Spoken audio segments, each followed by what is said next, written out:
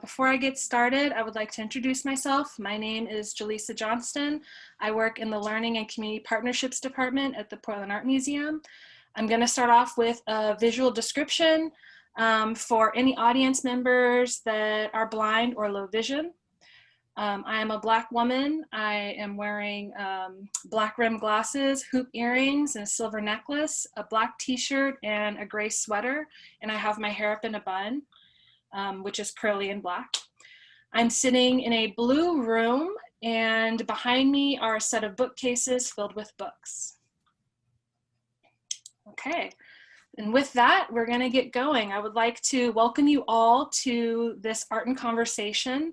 I would love to give a little bit of background before I introduce our speaker for today. Art and Conversation is a program that has been running at the museum for over 40 years. Before COVID, Art and Conversation is a 2-hour program. It happens every Tuesday, every third Tuesday of the month. It's a regular program. And generally it would start around 9:15. There would be a social hour in the beginning with coffee and donuts. And then around 10:15 to 11, there would be a lecture. The program is meant to encourage conversation among people. Given that we are currently in COVID and we're doing this on a digital platform, we are still hoping that you guys make use of the chat box to have conversation. I would like to note that if you have any questions though, and you're viewing this in the Zoom webinar, please enter your questions into the Q&A box, not the chat box. And then if you're viewing this on Facebook Live, please enter your questions into the regular chat there, and we have someone that will enter them into our Q&A box here so that we can get your questions answered. And with that, I would like to welcome you all to the topic for today. Today's Art and Conversation is going to be on the exhibition, Though There Be Fury on the Waves, Victor Jorgensen at Sea, 1943 to 1945. I'm going to introduce our speaker for today, Dr. Julia Dolan. Julia Dolan, the minor white curator of photography, oversees the research, documentation, and exhibition of the museum's permanent collection of more than 10,000 photographs. Since 2010, Dr. Dolan has curated and co-curated more than 40 photography exhibitions at the Portland Art Museum, including Hank Willis Thomas, All Things Being Equal, 2019, Contemporary Native Photographers and the Edward Curtis Legacy, Zig Jackson, Wendy Red Star, Will Wilson, 2016, and Blue Sky, the Oregon Center for Photographic Arts at 40, 2014. She has published essays in multiple publications, including Sun, Shadows, Stone, The Photography of Terry Tedmeyer, Blue Sky, the Oregon Center for the Photographic Arts at 40, and The Question of Hope, Robert Adams in Western Oregon. Dr. Dolan received a BFA in photography from the Maryland Institute College of Art, an MA in art history from the Pennsylvania State University, and a PhD in art history from Boston University. And with that, it is my pleasure to welcome Dr. Dolan, who will also be introducing another guest that will be joining her. Thank you so much, Jaleesa. Hi, everyone who's with us live, and hello to any future viewers. We will have this webinar posted on our YouTube channel later. So if you have to leave early, if you have other people you think might want to see this, please let them know. Eventually we will get that up on our YouTube channel as well. I'm going to do a quick visual description of myself and the space that I am in before I introduce our guest. I am a white woman. I have pale skin with some freckles, and I have braces on my teeth, and my hair is shoulder length and straight, and it's reddish brown.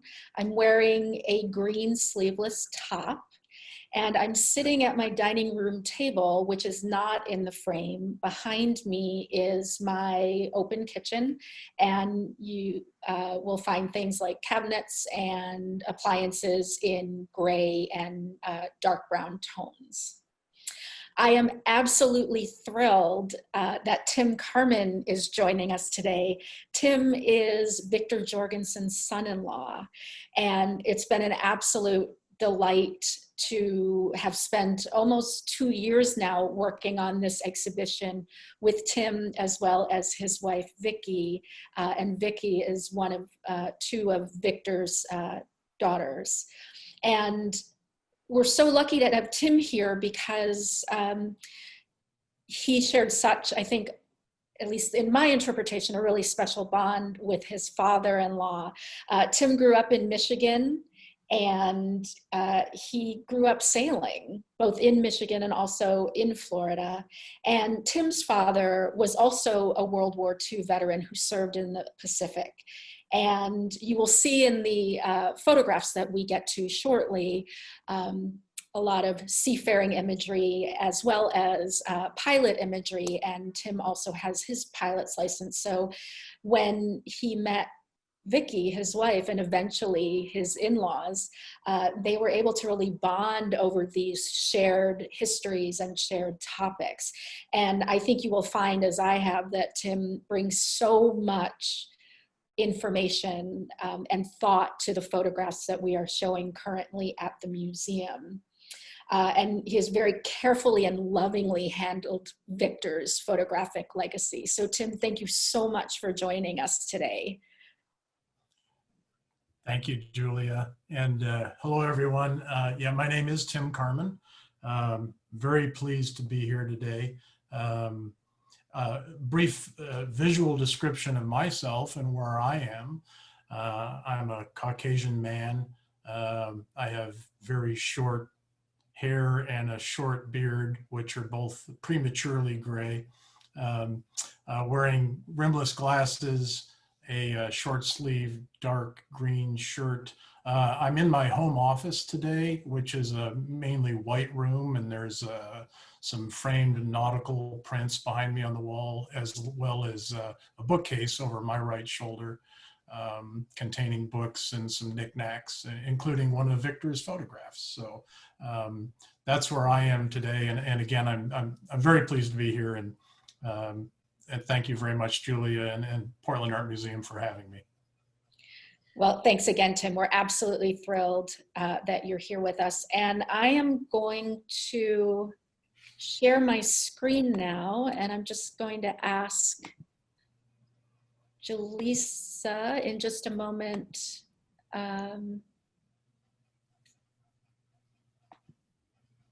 Did that work? Yes, we can see it. Okay, great. It is oddly not working for me, but that is okay because, oh, here we go. That's why I see what I did. There, okay, great. Thank you so much for the confirmation. Fantastic. So Tim and I are going to talk back and forth today about the current exhibition that is up in the museum in the photography galleries, Though There Be Fury on the Waves, Victor Jorgensen at Sea, 1943 to 1945. I'm going to situate us a little bit for the first few slides, just to give folks some information about the exhibition. And the conversation will be a little bit different from the exhibition, but that's okay. You can have 2 different experiences, both here and on site. I wanted to share just a little bit of information so that maybe we can center ourselves a little bit and be reflective about the fact that 2020 is the 75th anniversary of the end of World War II. And when I say the end of World War II, I think we as a society like anniversaries. They help us mark time. But I think the concept of a war ending, in particular a war like World War II, which was so destructive and devastating, end is all relative, right? And so especially with folks who are watching today or maybe watching this later, you may have directly experienced World War II. You may have served. You may have had family members serve. You may have lost loved ones. Depending on what country you're from or what countries your families are from, you will have different understandings and different experiences of this time. And it's not a particularly easy memory to commemorate. And I think it's important to remember as we look through photographs, oftentimes we see military imagery because that was what was probably the most published, but it's estimated that between 70 million and 85 million people perished during World War II. And about 25 million military members throughout the world were killed, but as many as 55 million civilians also perished between famine and disease. And that's something that we don't necessarily remember or talk about as often. That's about 3% of the world's population at the time. So this was a really, it was a war like no other. It was life-changing like no other. So I just think if we can remember that as we look through these works, and also remember that we are looking at a very specific slot of experience. And I really appreciate Victor's vision. And Tim, I remember you said to me a few months ago, as I was working on this exhibition, that you always found that Victor kind of had this understanding.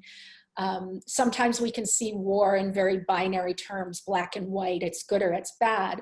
But you had mentioned that he was clearly understanding that there were many nuances to World War II.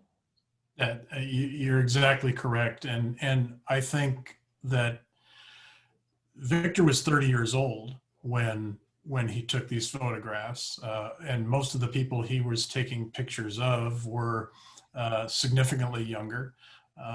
He'd already had a lot of very interesting life experiences and mentors, and he was a very open-minded, very reflective person.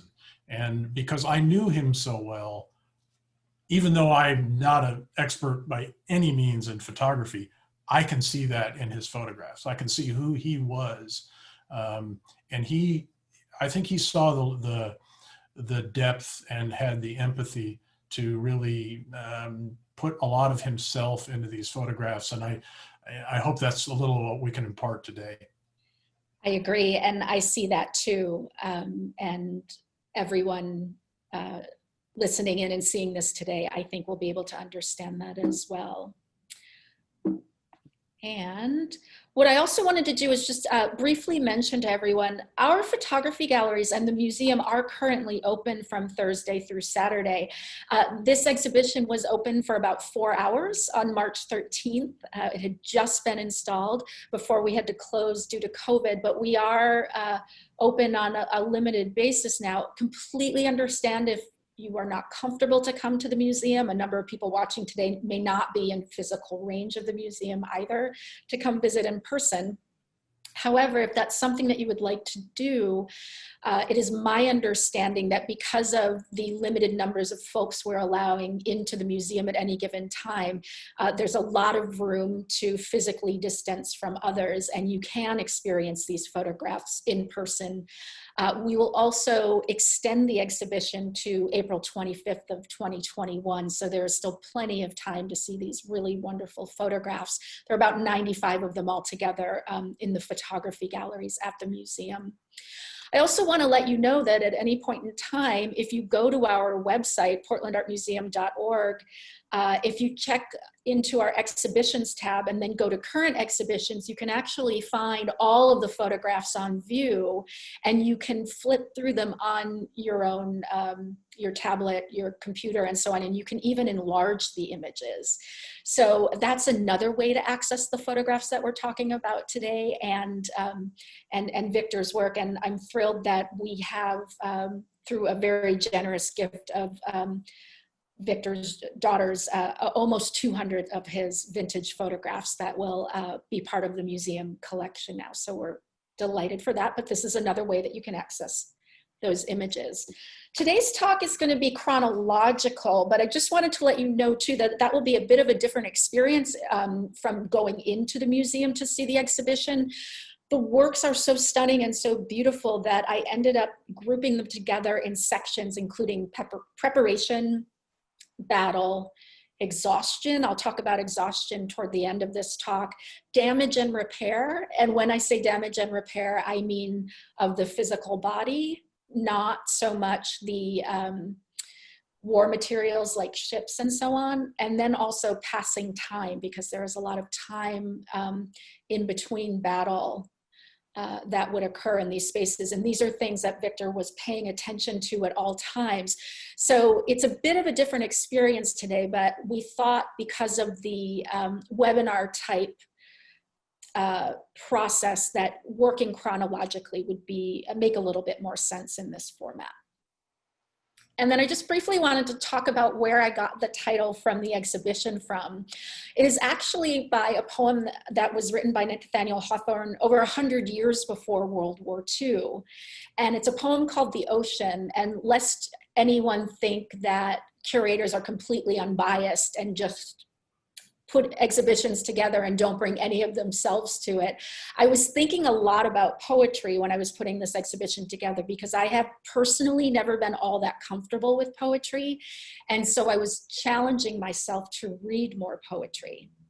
So I was looking through poetry that had been written during World War II. I wasn't finding a lot that seemed to demonstrate the emotions and the empathy that I was feeling in the photographs. And so I just was looking through other histories, if you will, of poetry, and I found this beautiful poem by Nathaniel Hawthorne, and the bolded passages are my own. I just thought it was so lovely, the way that he speaks about the fact that the earth is not quiet, the earth has guilt, the earth has care, unquiet are its graves, but peaceful sleep is ever there beneath the dark blue waves. And it did make me think about burials at sea, the tragedies that do happen at sea, and the types of things that sailors and other individuals were experiencing during this time. Now, when I met Tim, I'm going to talk a little bit about how we met and what I was thinking when I first learned about Victor's photographs. And I apologize, I realize that I keep calling him Victor. Some photographers I call by their last names. Often if I work with a photographer personally, I call them by their first names, but for some reason, I should be calling him Lieutenant Jorgensen, certainly, but we've kind of gone back and forth, you and I, Tim, and we tend to call him Victor, and I hope that's okay. I don't exactly feel like I know him, but I certainly feel like I know him through you. And you reached out to me via email. It was sort of a cold email almost 2 years ago, indicating that your father-in-law had worked with Edward Steichen and made these naval photographs. And I knew about Edward Steichen, we'll talk about him in a moment. I did not know about Victor Jorgensen. But I was curious because I'm very, very interested in photography before and during World War II. Although I know very little about Pacific theater photography, I'm better versed in European theater photography from World War II. So in my mind's eye, when you said you had these vintage photographs and were wondering if there would be any interest on the part of the museum, this is a little bit more of what I was envisioning, were these kind of battle scenes in the air, at sea. And these are two photographs that we have accessioned, and both of these are in the exhibition, and they're great and they're important. What I didn't realize was the additional type of photography that Victor did and produced, and what seemed to be most important to him, because these are photographs, the photographs that you have gifted us are vintage, and Victor very specifically made these choices to print these photographs whenever he had the chance to do so. So I also love that aspect of these images, that these are his choices. These are photographs that were important to him. And when you and Vicki came to visit me at the museum and we met in person for the first time, these are 3 of maybe the 7 or 8 photographs that you brought to show me, and I was floored. Because again, I was thinking battle photographs and so on. And these are 3 of the works that you brought.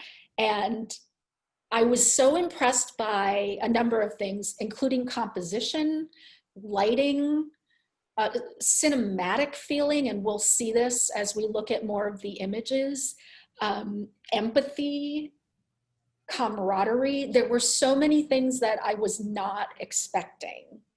And Tim, do you want to mention what's extra special about the image on the left? We're going to see the image in the center and talk about that more deeply in a bit, but the one on the left was, that's an exciting, and it's a really good photograph, but it's also an interesting one for history's sake.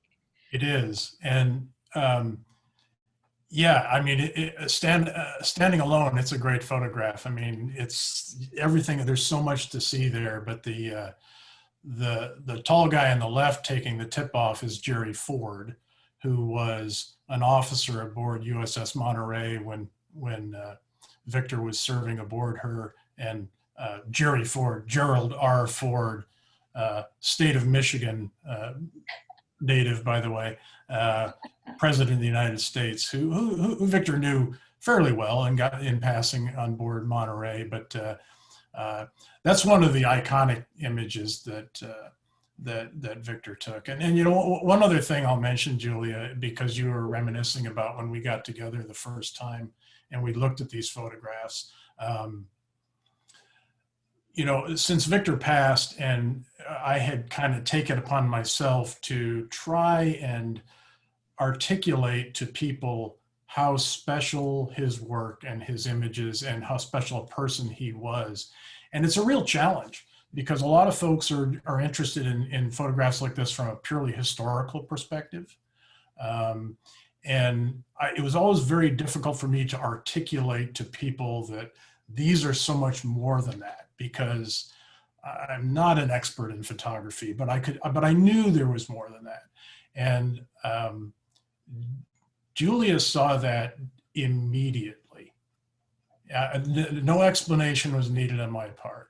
And so I'd say that when you see this exhibition, there are really two artists here. There's Victor Jorgensen and there's Julia Dolan, because she was able to put this work in context that so far exceeded our expectations when we hoped that the art museum would be interested in this work, that I just can't say enough good about that. Well, you are very kind. Thank you. And Victor made it easy. These images are absolutely incredible. And these works had been shown elsewhere. Can you mention where they had been shown in the past? The majority of them were actually hand selected by Victor and Betty, Victor's wife, not long before Victor passed away.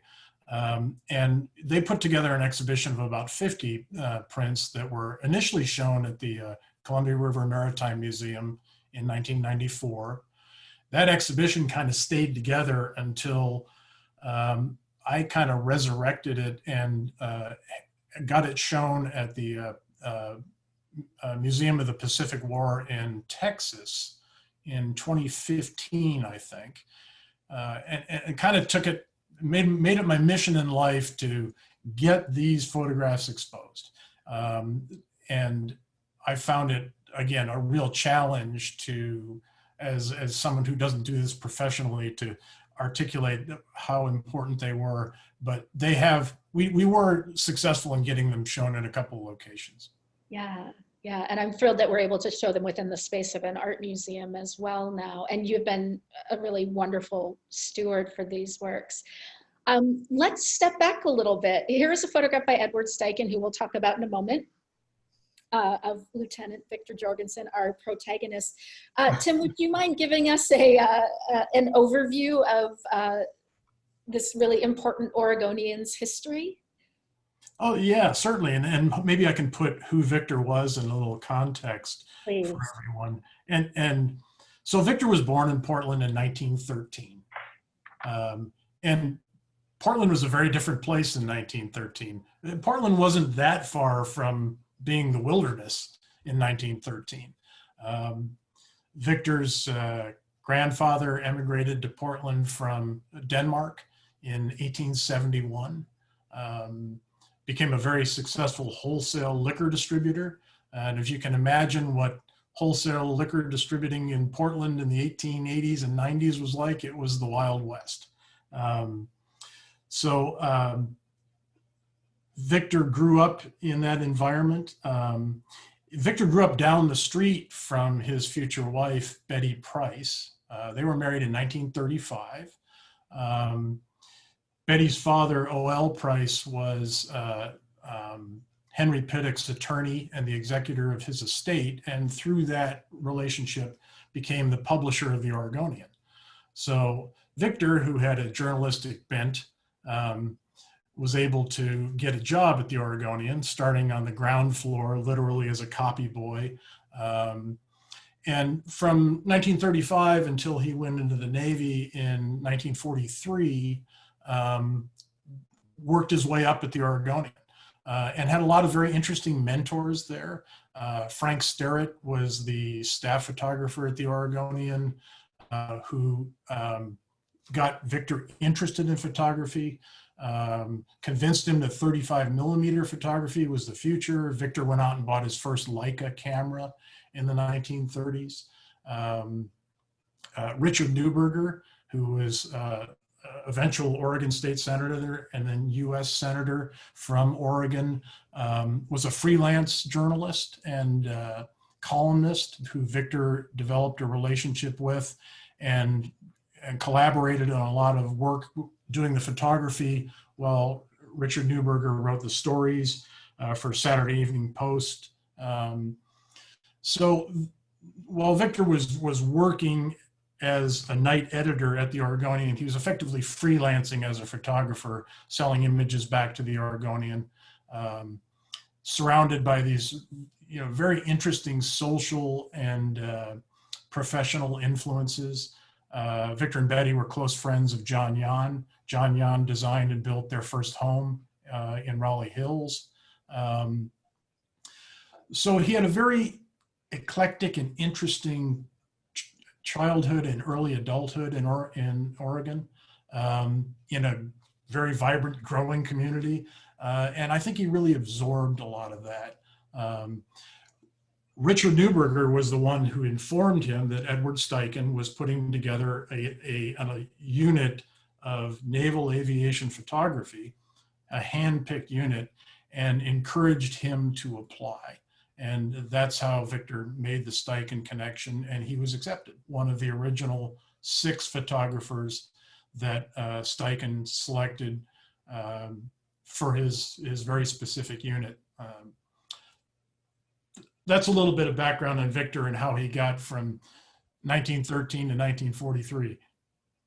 So 30 years old, entering the Navy, and I have these 2 photographs here. The one on the left was taken by, is of Edward Steichen on the ship they photographed on together, the Lexington, and we'll get to the Lexington in a moment. And then on the right-hand side is a photograph that Steichen took of Victor, also on the Lexington. And so in many ways, Steichen brought Victor into the fold of this very special naval unit, photography unit. And then Victor learned from this great kind of superstar of photography in the United States. And I'm just going to quickly show a couple of earlier photographs by Edward Steichen.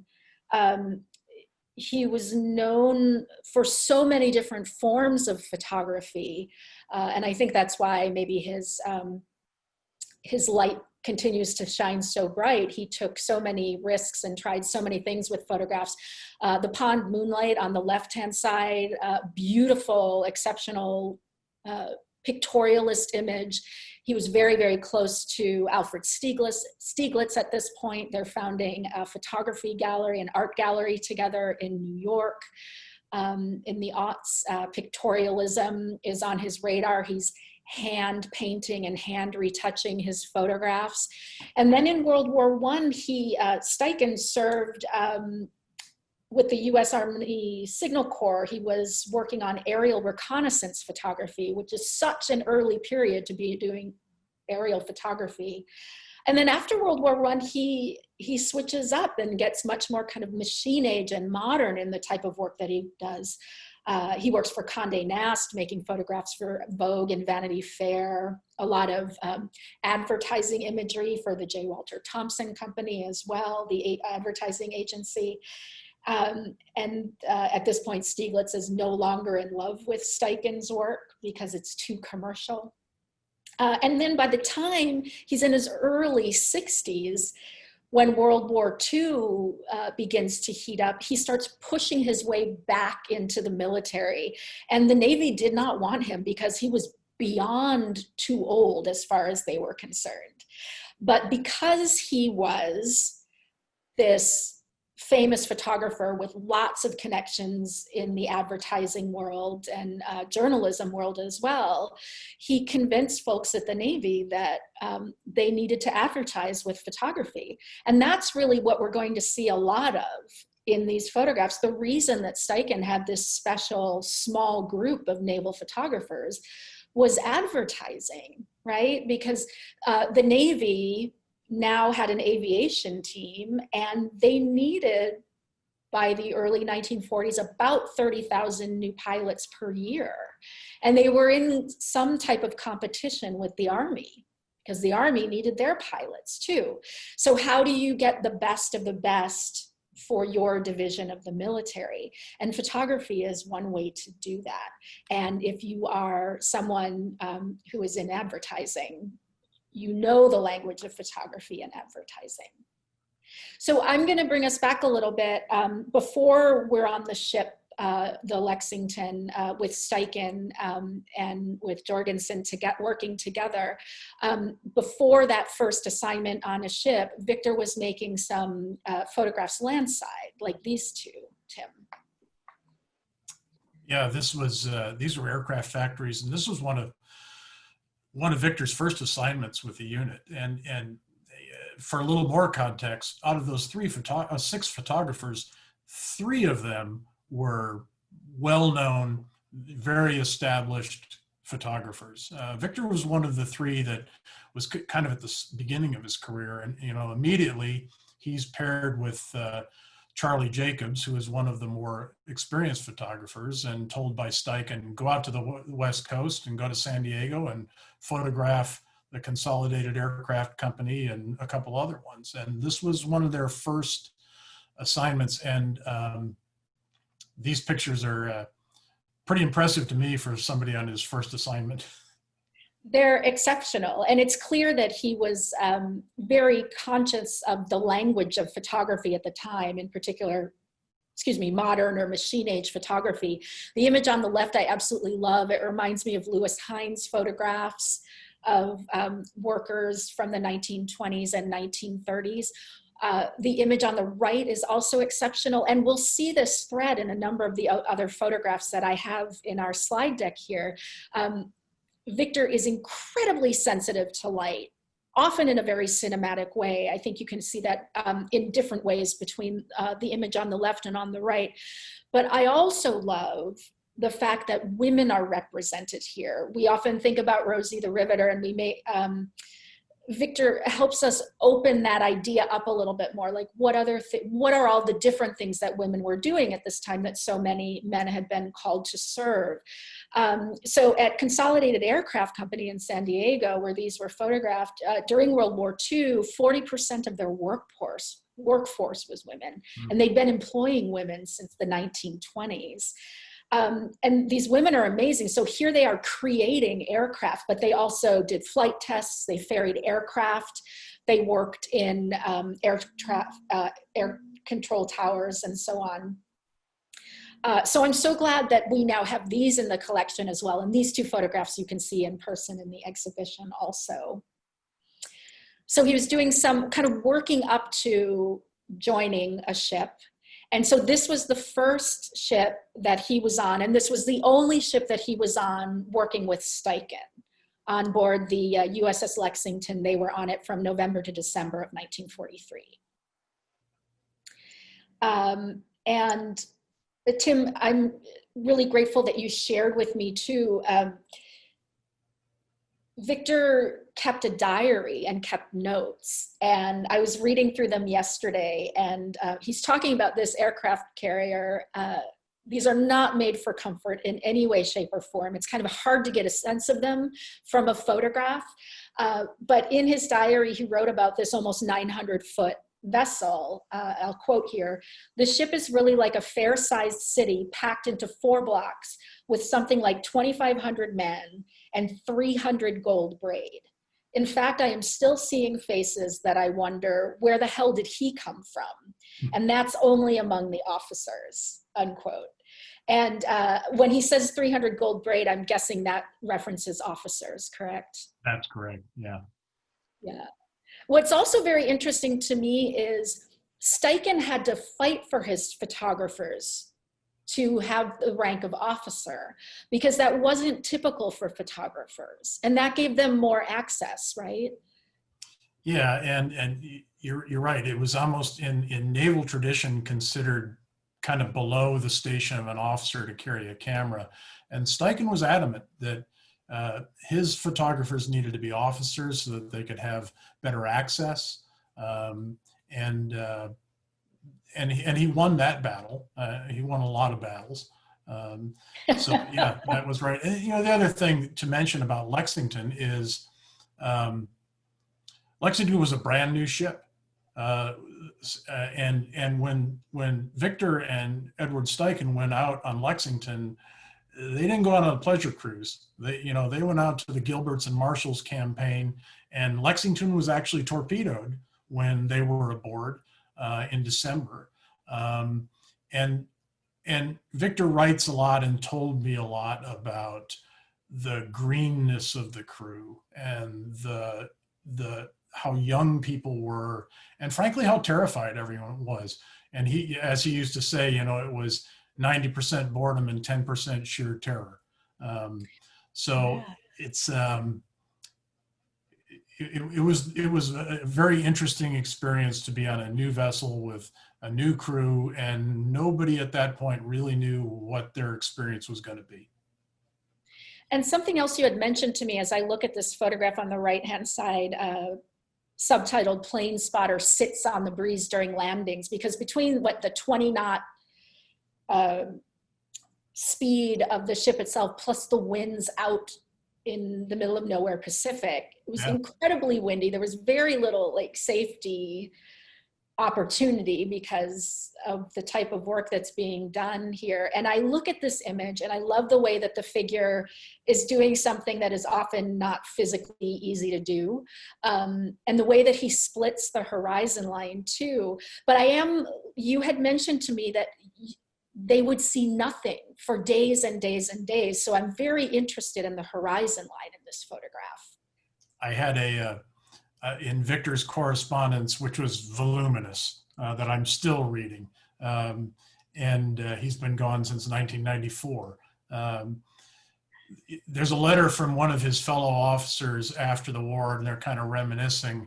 And he talks about this fellow officer, about how hypnotic it was to be in the middle of the ocean, not just day after day, but week after week, unchanging scenery. And he says in his correspondence that at night, on more than one occasion, I thought how easy it would be just to step off the edge of the deck and disappear.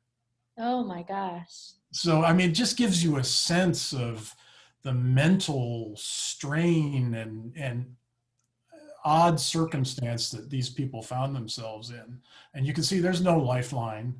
It's a dangerous place to be and an unusual place to be. So yeah, I found that very interesting. Yeah, and you can see some of that on the left-hand side too. Refueling was such a critical part of the work that they did, but it's very, not easy. It's dirty, it's loud, it's difficult, but there's such a beauty in this image too. Again, he's using that silhouetting effect. So we get an emphasis about the forms of the individuals doing this work and the ropes and the ties and the machinery of the ship, shall we say. But a lot of the detail is taken away, so we can just get a sense of that heaviness and some of that movement and action and those beautiful grays of the spray of the water. These two photographs are in the exhibition, and I'd love for you to talk about this gentleman. And just really quickly, though, I want to read another quote from his diary. The amount of sound and just noise, so much noise with how many propellers, how many aircraft taking off and landing at any given time. And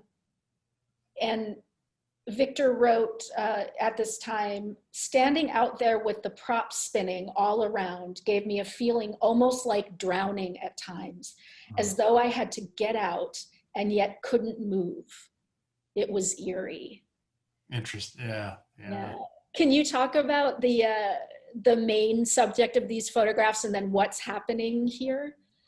Well, the fellow who is prominent in both of those images is Ensign Prather, and he was what they refer to in the Navy as a Mustang, who came up through the enlisted ranks and then was commissioned, and was thus pretty well positioned to be working on deck with a bunch of sailors.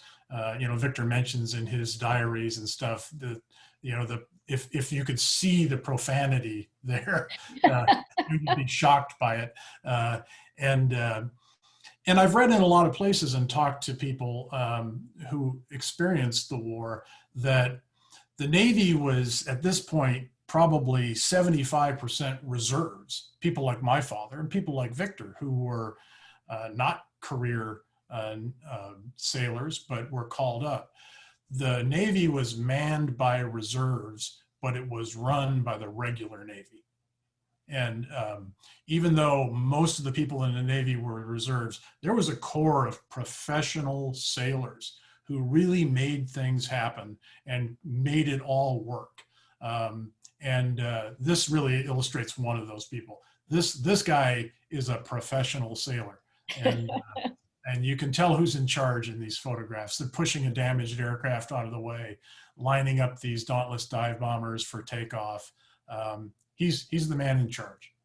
And to be heard over propellers and the noise of the wind and other people having to shout and just that, on the right-hand side, seeing his finger, that's a really wonderful moment that Victor was able to capture. And you can see the wind pushing their clothes back, just even trying to call and gesture over that type of visual and audible noise. You have to be good at what you do. So his second ship, and this time he does not go with Steichen. He works with Steichen on the Lexington, and then the second ship is the Monterey. And there's about a 6-month pause in between getting off the one and joining the other. And so was he in DC at that point? Can you remind me where he was in that pause in between? There was, the way their routine worked is they would go out and these fellows basically had orders which were to the amazement of the Naval Officer Corps that said they could pretty much go anywhere they wanted, anytime. They could come home anytime they wanted. And so they would go and select a ship to go out on. They would go out typically for an operational cruise on that ship. Their film was sent back to Steichen's lab in Washington and Steichen would decide what got published. But in between tours, they would go back to Washington themselves and talk about, where do you want me to go next? What should I do? And they would review their own photographs. And that's where all these photographs came from, because Steichen allowed them to print as many as they wanted for their own. And at one point, our family had as many as 1,500 photographs. And I know that Steichen was also setting up some exhibitions in New York during that time, which Victor and Charlie Miller assisted him with during that time. So there was always a break between operational assignments. Yeah, thank you for reminding us. That's a really important point, because after the war, Steichen went on to the Museum of Modern Art in New York. He had already exhibited one war-based photo exhibition there. And then he became the director of the photography department there until his retirement in the early 1960s, I believe. So such an incredible storied career. But I do, I think it's really important and a little bit unusual, if not incredibly unusual, that Victor would have the opportunity to go back to DC and see his own negatives and work from his own negatives. Because oftentimes when you are producing photographs for, whether it's a magazine or the military, you don't have control over the photographs that you produce. They are chosen for you. And while Steichen was certainly doing that work for the publications, and these photographs were used as, encouraging people to join the Navy or to give people an idea of what life was like. It's great that Steichen was Victor was able to say, these photographs are important to me. And so we're still able to see that here, for instance, these 3 wonderful images. This is a pilot's or a crew ready room. And although the one on the left, I don't believe is published, the center and then the right image are published in a book that Steichen published for the Navy in 1946. And you can see that book in the exhibition. You lent us your copy, thank you. And you can see these 2 images together. And again, as I mentioned earlier on, the cinematic quality. Did Victor watch a lot of films? Do you know? Because he just seems to have this, maybe it was more his understanding of photojournalism from the Oregonian. He has this understanding of narrative and building up to a crescendo and lighting. It's exquisite. That's always struck me as well. And the pilot community on an aircraft carrier is a very close-knit community.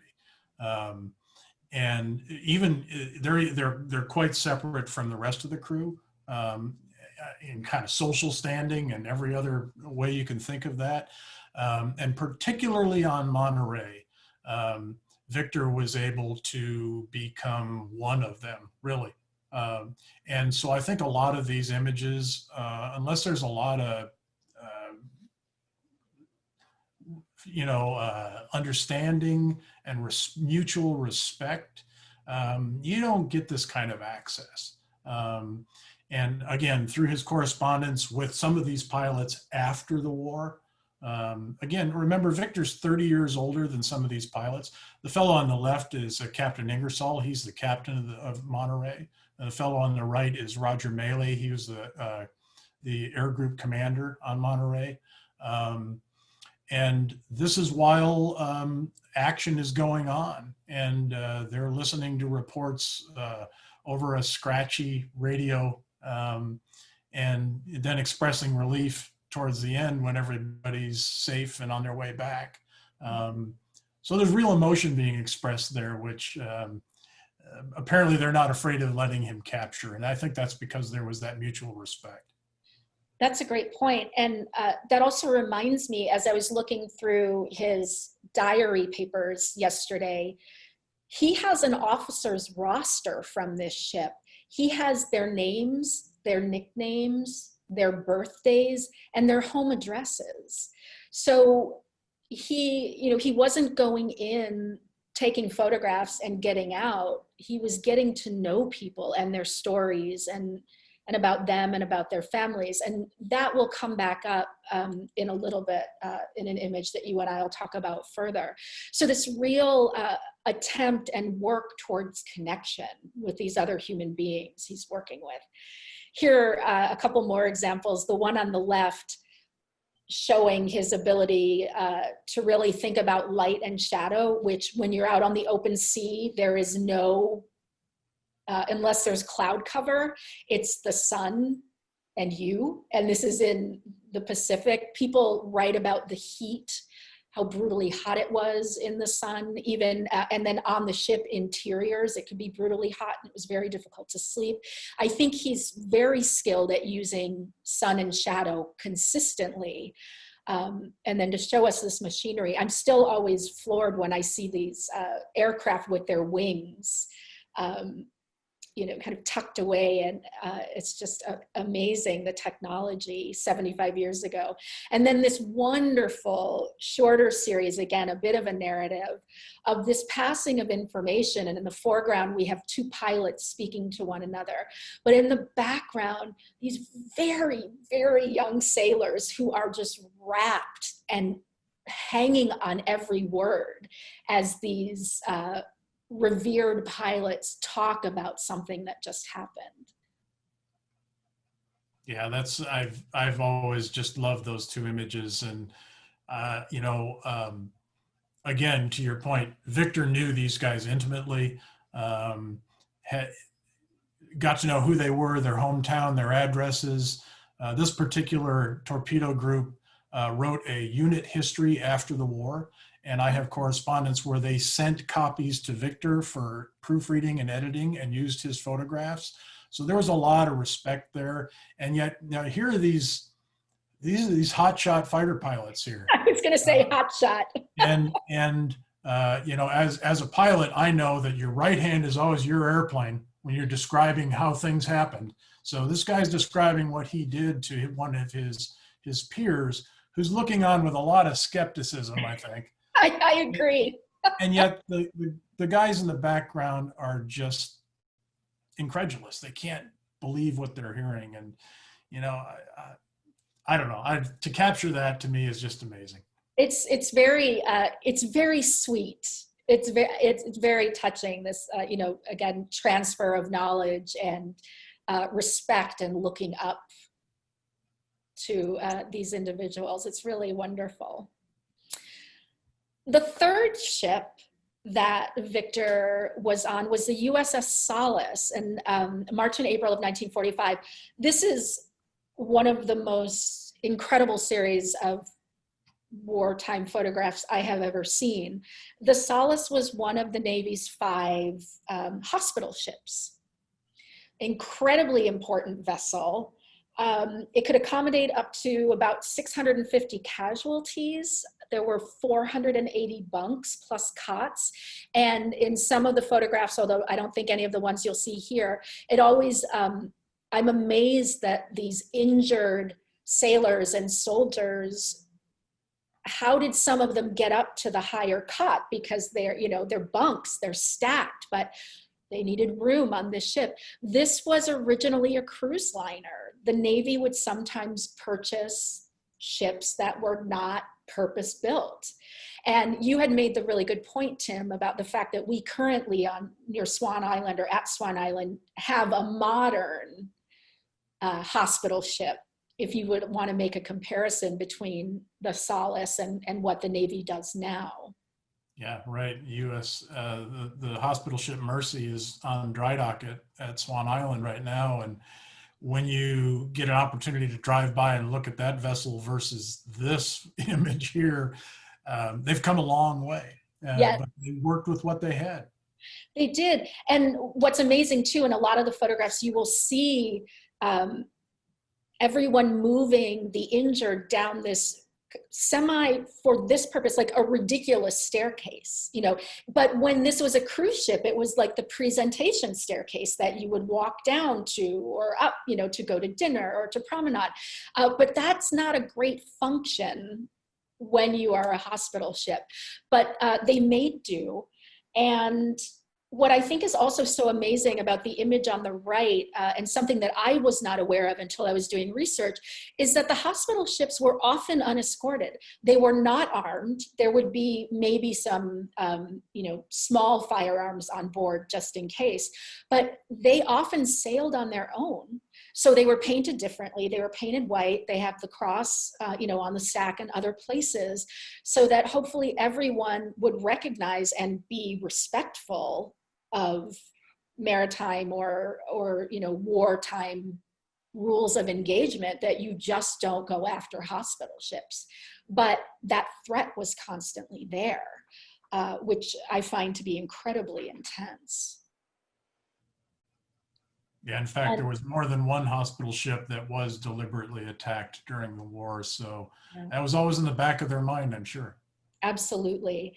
And in many ways, the photojournalist in Victor, as well as his incredibly humanistic and empathetic photographer person, merged in these photographs. And we see the process of moving the injured on board, and then just the pain and the waiting. Even though it's it's not hard to see the compositions here, but I think we're looking at the human beings who we see here. That's what I see first. But then the very carefully composed images, like this kind of pyramidal shape of the one soldier or sailor who's being hoisted onto the ship, and then this kind of running angle of these injured individuals on litters waiting to be moved. They're very, very powerful, in part because of the compositions that Victor was able to create in these images. I wanted to talk about these two, Tim, very quickly, because I think they're really important. And I'm so grateful that Victor took such a wide range of photographs, because in these two examples, we see African-American sailors. The individual on the right who's injured may be a soldier. There were many thousands of soldiers who the Navy hospital ships would pick up in the Pacific to assist and bring back to the United States. So I'm not sure if he's a sailor, if he's a Marine, if he's a soldier. But then we do see a sailor on the right-hand side who is part of the Solace crew. And it's so critical to have representation of folks who are not white. For the most part in these photographs in World War II, we see a few women, but we see a lot of white men, because that is mostly who was welcomed in various parts of the military. But it's really important to remember that of the 16 million soldiers in World War II, 1 million were African American. And then in terms of the Navy, during the war, 160,000 African Americans served during the Navy. So I'm just really grateful that Victor, for whatever reason, also decided that these images were important, and he did choose to print them. So we're able to widen this understanding of folks of color and their role during World War II throughout the military system. And then I'm also really happy that these photographs exist as well. You were mentioning access before on the other ship. Victor had access to operating rooms, which is one of the only places you would see women at sea. The only place that women could serve at sea was on the hospital ships as nurses. And apparently there were typically about 13 nurses on the Solace. Some of them were anesthetists, so that might be who we see in the background. Again, we have a pyramidal composition on the left-hand side, like we saw a couple of slides ago. And Tim, you and I were talking about the fact that we worked on this before COVID. And now when we look at these operating theater photographs, we see them differently, don't we? Yeah, get that mask above your nose, doctor. I know, I know. And I would never have noticed that before. No. But we have another photograph of this surgeon in the collection now. And same thing, for whatever reason, he does not cover his nose.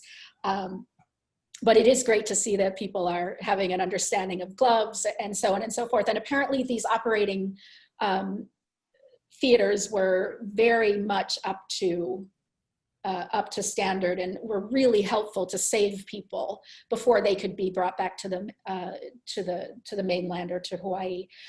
Did he ever talk about his time photographing in operating? Yeah, and he did. And in fact, some of the other photographs that aren't in the exhibit that we have of this, there were as many as 4 or more operations going on in that room at the same time.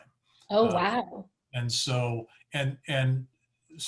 most of these photographs are during the Okinawa invasion.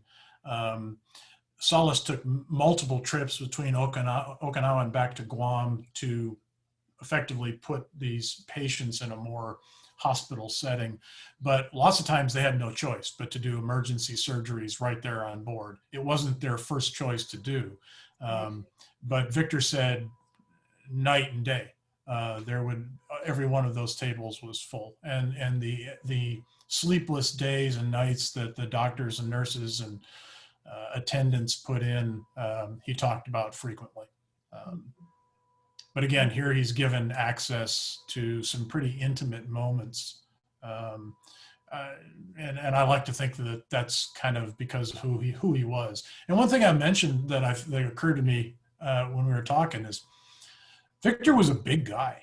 He was well over 6 feet tall. Wow. He was a very lanky, athletic, tall guy. So he was kind of a commanding presence, but was very soft-spoken at the same time. So it was kind of an interesting kind of paradox of kind of respect that you'd have for this, kind of imposing person who then came across and was kind of probably able to kind of melt into the background at the same time, which is kind of interesting. And that's, I think, an important lead up to this photograph we saw earlier. One of the most beautiful photographs I've perhaps ever seen. Would you talk about this moment and then the aftermath as well? Yeah, private check. What a good looking guy, and obviously athletic, Marine, and in a lot of pain. He wasn't really very seriously wounded, according to Victor, but he died. He did not survive this, which surprised Victor. And what was even more interesting is the way that Victor found out that he died was Private Check's mother wrote Victor a letter a year later saying, he went, they got to the hospital, he got an infection, and he died. Which, got me to thinking, Victor didn't take this picture and walk away and say, well, that was a good one. Victor found out who this guy was. He talked to him. He found out where he lived. He spent time with him to where when he died, somehow Private Check's mother knew where Victor was to write him a letter and let him know that he'd passed. And that says a lot about who Victor was and that the empathy that he had for the people that he was photographing.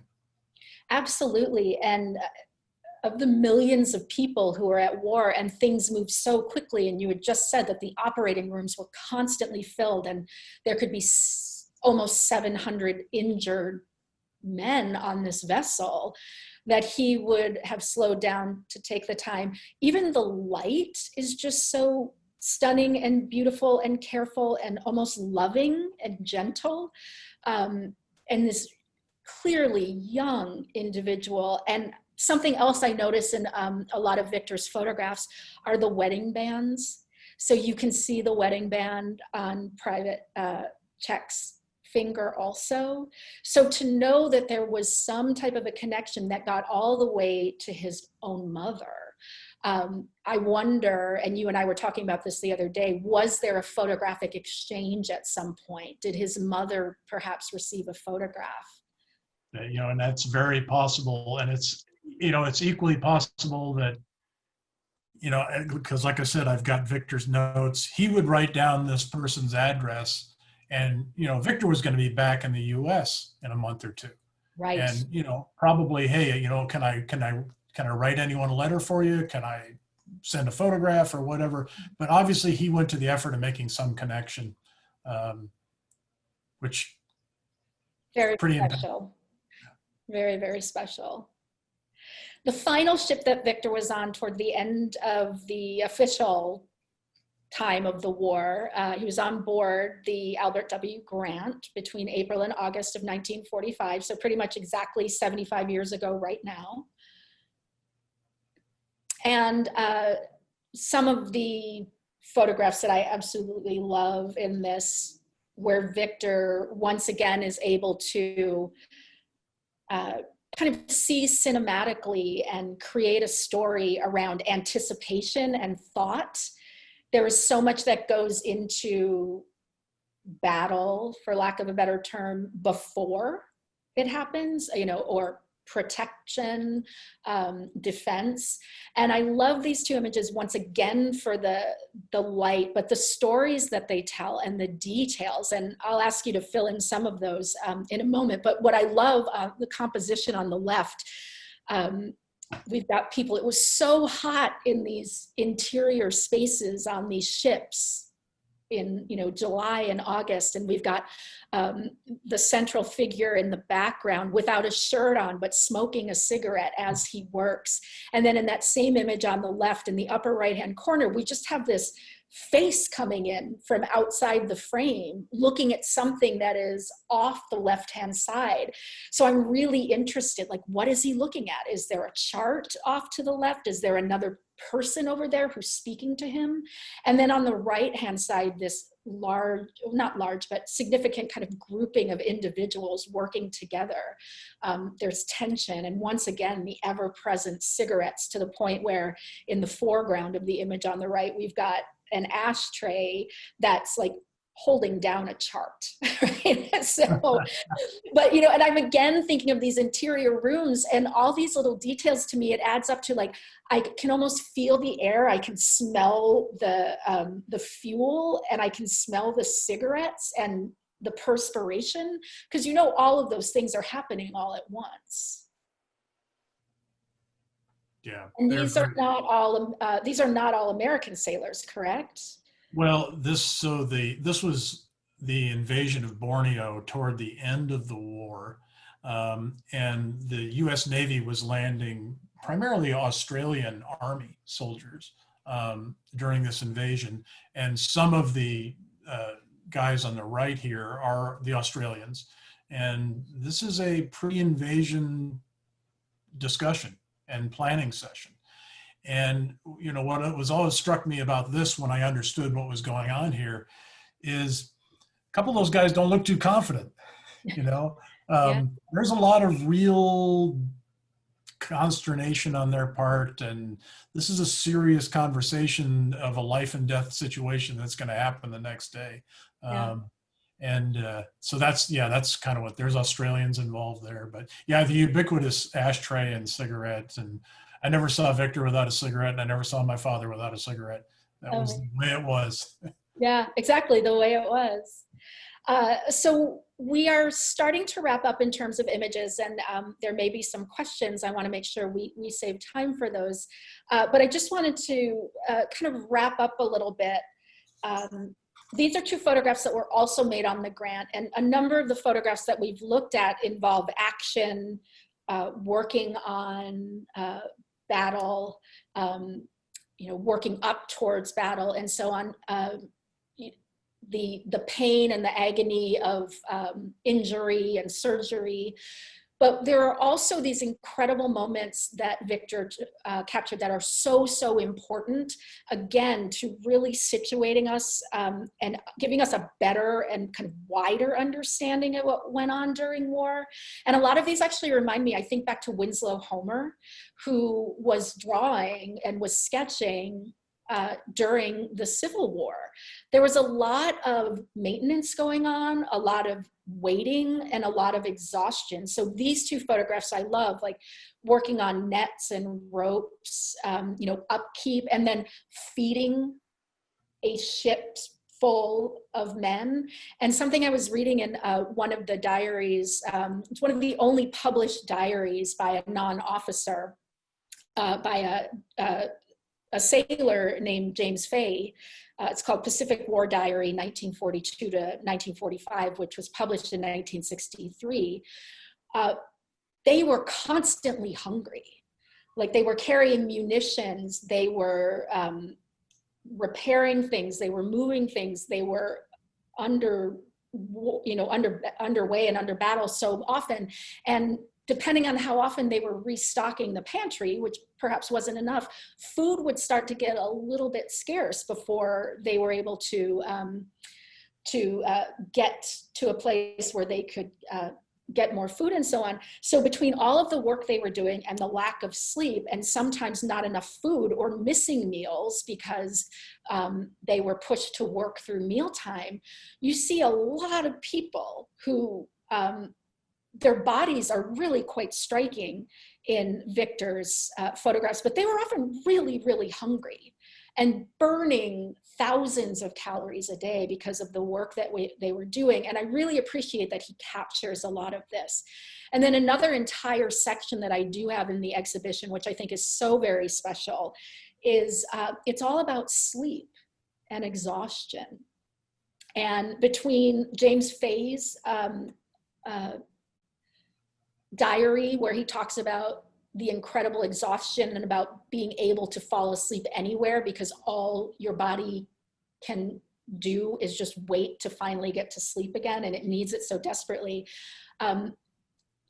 Victor took these photographs in such loving ways, and I'm also very, very interested in the ways that he's photographing bodies that are damaged on the Solace, and then on all the ships he's photographing bodies that are damaged through exhaustion, and you know, how vulnerable they are when they sleep. And I just want to quickly read a quote from Edward Steichen. He published in a book called The Blue Ghost, which was the nickname for the USS Lexington, that first ship that we showed. And he wrote, "The men in small groups are sprawled around the deck. Some choose the hot sun on the open deck. Others park themselves in the shade of a plane's wing. They pillow up for each other in a fine earthly fellowship, reminiscent of colts resting under a tree or alongside the fence of a pasture, the head of one colt draped over the neck of another, or again, something in the manner of a litter of puppies, all curled up over, under, and about each other. During easygoing days and hours like these, the battle reports we receive from active combat areas seem as unreal and remote as they seem to most people who live beyond the reach of the enemy's instruments of war." So again, you know, when I see those words when I look at Victor's photographs of sleep, they're stunning. And just to wrap up a little bit, if we can, so Victor continued to photograph for about 10 years after World War II. And these are some photographs that we've also brought into the collection. On the left-hand side and the right as well, in two different places, Manus Island and then in Germany, Victor is interested in the process of life moving forward and rebuilding. That's another reason why I say, you know, talking about the war being over. I mean, this is a photograph from Germany in 1948. The amount of reconstruction that needs to happen, the amount of lives that need to be put back together is just completely overwhelming. And I think that Victor is still very, very gentle in the ways that he photographs this period. And I adore these two photographs as well. And I think you do too, Tim. They're just such beautiful, painful compositions though, also in some ways. Yeah, the time that Victor and Betty spent in Europe and South Africa in the late 1940s, and I'll mention here that, you know, post World War II, Victor and Betty really became a photojournalism team, and literally traveled the world, with Betty doing a lot of the composition and the journalistic portion and to Victor's photographs. And Munich was a tough place to be then. And it always struck, these photographs always struck me as people looking at things that they wish they could afford, or, you know, kind of the unreachable stuff. And it was a place where packages of American cigarettes were the most valuable currency, because the currency that they were used to was useless. So it was, and I might mention that they both, Victor and Betty, flew together in the Berlin airlift, and flew to Berlin on a C-54 and spent time in Berlin photographing the privations there. Powerful stuff. And I think these photographs kind of reflect that. Absolutely. Again, the way that he uses light and shadow and this kind of dark interior and shadowy figures on the outside looking into the windows, but still very beautiful in its description of the situation. And then finally, just these last two photographs, because again, we're about 4 years on at this point from the end of the war, but Victor is privy to some of the work that's being done during the First Council of Europe, which is something that Winston Churchill, it had been mentioned back in the 20s, and then during the war, Winston Churchill mentioned it as well. And you know, this was a grouping, it still exists, of European countries. And imagine the reconstruction, the rethinking, the work that had to happen during this time. And I sense, you know, in this grouping, in this meeting, some of that tension that we would see in the ready rooms of the ships. But the whole time, Victor, he's such a magnificent photographer of individuals. And this just beautiful, very simple portrait of one of the individuals involved in the council, either lighting or relighting his pipe at this kind of tense moment. And even just the, something I just want to mention very, very briefly, because these are vintage prints, the tone of the prints, this warm tone. So he's choosing a warmer paper here, which I find interesting. You know, it may have depended what papers were available during the war, what papers he was being supplied through the government, because those are a little bit cooler in tone. But then after the war, he probably had more latitude to choose paper because he's not working for the government at this point, right? So I find the choice of this kind of warm tone really wonderful, and I find that it lends itself beautifully, in particular to the composition on the right. And then they finally, can you tell me that when they finally returned to the United States he stopped photographing around 1955, is that correct? Yeah, you know, when they came back, multiple trips to Europe and Africa, and in between working in New York City, becoming involved with Scope and ASMP, and kind of headquartering out of New York City. Remember, Victor and Betty were married in 1935, and in 1955, Betty discovered she was pregnant. So they'd had this entire adventure, you know, Yes. the years at the Oregonian as a cub reporter in the 30s, you know, and the wartime experience, and then traveling the world. And there was a real change, and I remember discussing this with Victor. There was a real change going on in photojournalism. Television had a huge impact on what he did, and Victor was not what I would call a nakedly ambitious person. And if he didn't enjoy what he was doing, he was done. And so they moved to the Eastern Shore of Maryland, and both Lee and Vicky were born.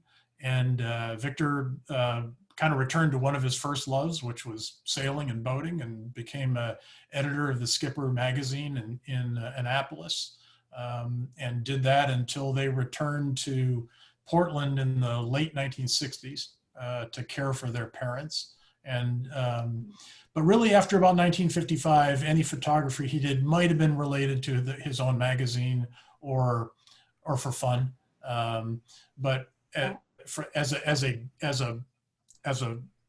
way to make a living, it kind of stopped. And a lot of the correspondence that I have from Victor with people like Horace Bristol, Barrett Gallagher, Charlie Jacobs, who he became lifelong friends with, they all kind of talked about how they just kind of soured on the way they'd grown up in photography and the way things were going. Some of them stuck with it, and some of them, like Victor, just said, I'm going to move on. So about 1955 was the end. Well, we are so lucky that he committed to this work, and I am so grateful to your family and to Victor and to you for gifting us with these incredible, incredible and beautiful documents. It's truly a special, special part of our photography collection. Thank you so, so much. Well, thank you, Julia, because I can't imagine a better place than the Portland Art Museum, particularly with the efforts that you've put into it. Victor was never a self-promoter and didn't like self-promoters. But on the other hand, if he saw this exhibition, he'd be in there with a magnifying glass looking at every shadow of every print and making sure that it was just the way he wanted it.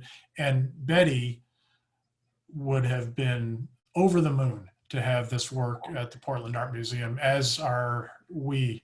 So thank you very much. I'm thrilled, and we're happy to do the promoting for him. That's what we're here for. Me too. So, yay. So I think we may have a few questions. Jaleesa, is that correct? Yes, we do. So, great. We will try to answer them. Cool. So the first question that we have from William Gilliland. This seems to be such an amazing rediscovery of World War II images from an amazing artist. Have you had interest and or reaction from other institutions or museums of these images? It seems you have discovered or rediscovered what should be considered a very important photographer of the era. Congratulations to you both. Oh, that's such a great question. I really appreciate it. Thank you. You know, I think what may have stymied us a little bit is the fact that we had to close so quickly. So we have definitely received attention for the photographs through Oregon Public Broadcasting. There's an American art magazine that's done a feature on them. But I agree, I think these images have much wider reach. And if there's a way for us to be able to get them out, to display them elsewhere as well, that would be fantastic. But I think because all museums ended up having to kind of make a hard stop and close for a certain amount of time, that we're all still trying to readjust. And fortunately, as Tim had mentioned at the beginning, they have been viewed a couple of times in Astoria in Texas, but I don't think it's enough. I think they could go much further, certainly. We'll see if we can get them out and about. Does that sound good, Tim? Yep. And then the next, I think this is a comment, not a question, from an audience member. FYI, my mom was a nurse and I never say this right, anesthetist. Sorry, I never. It's a hard word. I know. Anesthetist. WW2. Her post in the Oregon was always at the head of the patient squeezing a bag that pumped air into their lungs. More likely that is the charge nurse in the photo. Oh, great. Thank you. I really appreciate that feedback. And I was hoping that we would get information like this because I had a feeling there would be folks on the call who either had direct experience or indirect experience through family. So thank you. That's a really great point to make. I appreciate that. And then another question. Hi, I might have missed this earlier, but I'm wondering if any of the Navy ships had dark rooms on board. Oh, Tim. You know, I think they did, because there was always ship's photographers, and they would be enlisted people, and they had a rating as a photographer's mate. And so I'm quite sure there were, but Steichen's officers didn't use them. All of their film, and I may be overstating it, but as I understand it, all of their film would be sent back to Steichen's lab for development. So yeah, there was always a darkroom on board ship, but the photography that was done on board ship was a little bit more for a purpose, you know, than what Victor was doing. So I don't believe he ever utilized their darkroom. And Tim, I wonder if the aircraft carriers in particular maybe had dark rooms, because if they were doing any aerial reconnaissance. Oh, absolutely. Yeah. Through film, maybe that's a place. That's a great question though. Yeah. And another question. Sorry. Oh, no. This is a comment. We'll be viewing the exhibition in person, and this session greatly expands my appreciation and understanding. Thank you both. Another person asked, will this Zoom be available when and where? Yes, it will be available. It'll be available on our YouTube channel. The when is a good question. Hopefully within the next 2 weeks, keep an eye out. And another comment, Fab, thank you. Thank you. Here's a question. Oh, no, I already answered that. Will it be available later? Yes. Okay, my dad, 99 years old, was a bomber pilot in the China, Burma, India theater. I will share this wonderful presentation with him. So that's a pretty cool comment. That's great. The CBI was a tough place to be in the 1940s, as were all these places. And for me personally, the fact that somebody, and I think of my own mother, you know, who was in the Nurse Cadet Corps in World War II. If there are people still around to reminisce and have this conversation, it's such a treasure to still have them here to talk about. So that's great to hear. It is. And your mom is watching today. I'm delighted to say. Absolutely. Yeah. The next question, where was the Texas exhibit and when was it? The Texas exhibit was at the National Museum of the Pacific War in Fredericksburg, which is also known as the Nimitz Museum.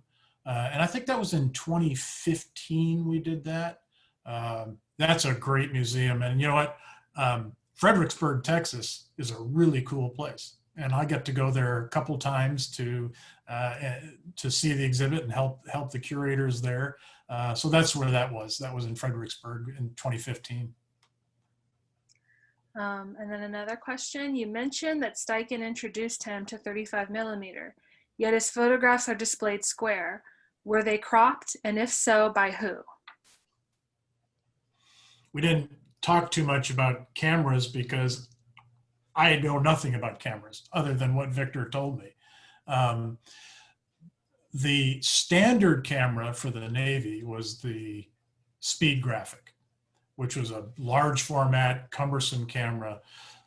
Steichen's photographer preferred the Rolleiflex, and to some extent they used the, there may have been some Leicas in the mix, but there was some Kodak Icontas in the mix. But what they really liked was the Rolleiflex. And that's most of the pictures, I'm guessing, Julia, were Rolleiflex shots. Yes, there are a couple here and there that look like they were either 35 millimeter or maybe 6x7, but that square format, we often call it 2 1/4, is the Rolleiflex standard. There were also cameras like the Yashica Mat, which was a 2 1/4. It's a square negative and it's larger than a 35 millimeter. So it's actually very nice because it's a portable camera, but also gives you more negative. And so your prints, when you enlarge them, can be even more detailed. It's one of my favorite formats. For some reason, the square to me feels very like solid and secure. So it's something that I personally love. And it's pretty clear to me that that Victor liked it too, because almost everything you see is a full negative 2 1/4 from a Rolleiflex.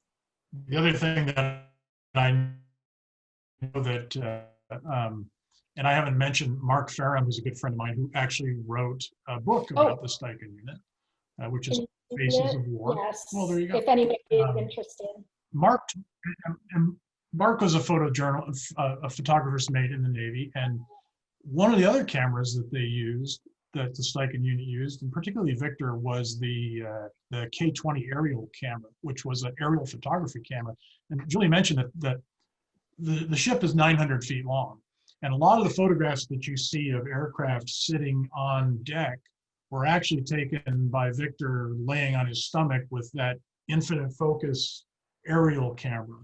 And and I had no idea about that until Mark pointed that out and pointed out the depth of field and all those good photography terms. So that was another camera that some of those photographs were taken. Okay. And I think that's it for questions. Hold on, I see one more thing that popped up. Yep, I think that's it for questions. Oh no, there's a few more that just came in. How was? Breaking news. I'm sorry. I just said breaking news. Breaking question. Yes. How was he able to do the lighting? Tim, are you able to cover that one? Because I am mesmerized by the lighting. And I think I may have read here and there that sometimes they were able to add in their own lighting, but I don't know how much he was able to construct in order to get the lighting scenarios he wanted. I can cover that very succinctly by saying I don't have a clue. I have no idea. You know? Yeah. I have a photograph of the hangar deck on a Essex class aircraft carrier that one of Victor's colleagues took, and I can't remember who it was, coming back from at the end of the war on what they called the Operation Magic Carpet, and the entire hangar deck is full of bunk beds, and it's full of returning sailors, Marines, soldiers, and there are two lights that are positioned, and there's obviously people holding the lights that you can kind of see in the corners that are lighting up that hangar deck. So that's the only thing I've ever seen to where, oh, well, apparently they did some kind of lighting, but yeah.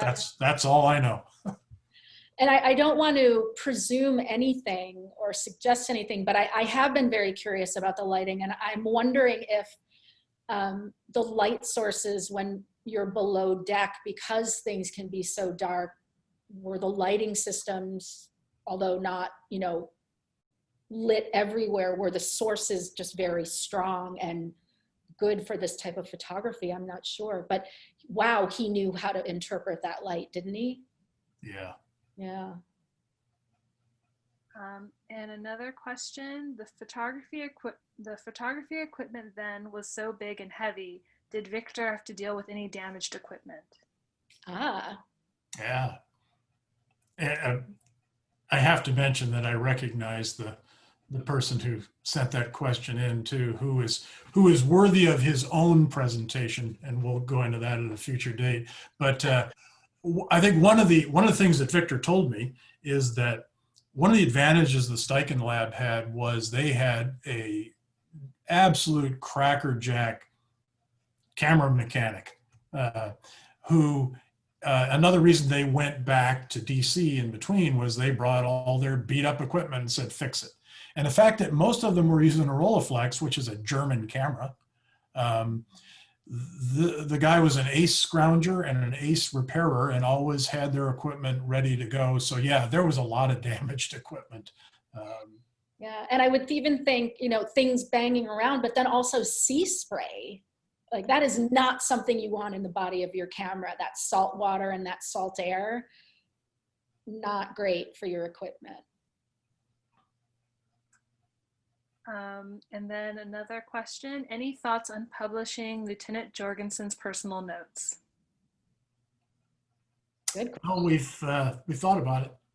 You know, I had, as Julia mentioned, keeping a diary during World War II is technically not allowed. Correct. And so a lot of Victor's notes are kind of like they're captions, they're explanations of what was going on when I took this picture, but a lot of them are much more personal than that. And I have the handwritten copies of those, which I painstakingly transcribed into a Word document that I could actually read. And I've often thought that something should be done with that. Now, I don't know what, but again, I've got to find somebody with, you know, Julia's talents to help me figure out what do you do with this and how do you make it available for people? Maybe in conjunction with the photographs. Yeah. Little image and word. Yeah. Well, and with that, I think that is it for questions. Thanks everyone for your questions. And Tim, thank you so much for all the gifts you've given us, and Victor's work is such a gift to us as well. And I'm so grateful that you joined us today to talk about him, because you knew him as a person and loved him and respected him. And so you added so much to these photographs, and we're really, really grateful for your time. Well, and you know that it's my pleasure. I couldn't be happier than to be here. So thank you, everyone. Yes, thank you again to both Julia Dolan and Tim Carman. Thank you so much. And before everyone heads out, I just want to make a note to join us next time. It's the third Tuesday of every month, so it'll be Tuesday, September 15th.